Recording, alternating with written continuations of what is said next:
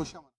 तो लगातार जो बीजेपी के नेता हूं या मंत्री हूं उनके द्वारा ये कहा जा रहा है कि ये बजट जो है सभी वर्गों के लिए है, तो वहीं विपक्ष ये कह रहा है कि इस बजट में कुछ भी नहीं है। लेकिन जो हमारा पैनल जयपुर स्टूडियो में मौजूद है उसमें एक्सपर्ट्स भी हैं, वो क्या कुछ कह रहे हैं उनसे जान लेते हैं। शशि मोहन जी, आपसे जानना चाहेंगे, पैनल के पास जाएं, उनसे पूछिए अलग अलग वर्गों के लिए, अलग अलग क्षेत्रों के लिए वाकई में कुछ है या निराशा हाथ लगी है।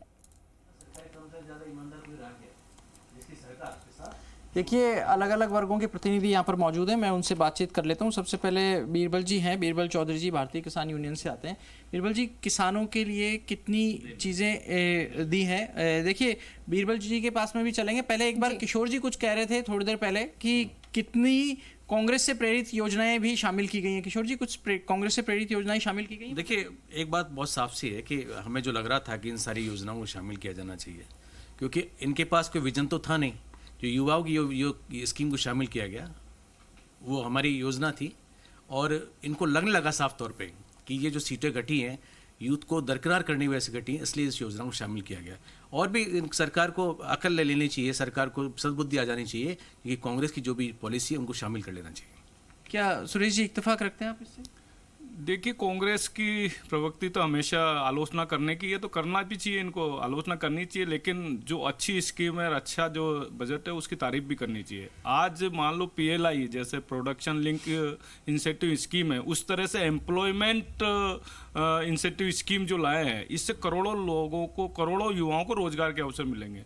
आज जो युवा नौकरी पे जाएगा उसकी प्रथम सैलरी केंद्र सरकार देगी, ये एक बहुत अच्छा कदम है। 1 लाख से कम जिसकी सालाना आय होगी, सालाना नहीं, मंथली आय का है 1 लाख रुपए। मंथली आय से ऊपर का हो उसको इंसेंटिव नहीं है, 1 लाख से नीचे वाली जो आय है उसके लिए ये एम्प्लॉयमेंट इंसेंटिव स्कीम है, तो ये बहुत अच्छी स्कीम है, इससे करोड़ों। फिर दूसरा, 1 करोड़ से ज्यादा युवाओं को ट्रेनिंग दी जाएगी, उनको 5,000 रुपये महीना भत्ता दिया जाएगा, ये भी एक अच्छी स्कीम है। MSME के अंदर काफी सारा बदलाव है। MSME में जो प्रॉब्लम में जो यूनिट है उनके लिए अलग से एक बजट बनाया गया है। मुद्रा लोन आपका जो है वो 10 लाख रुपए का जो था उसको बढ़ा के 20 लाख रुपए कर दिया है।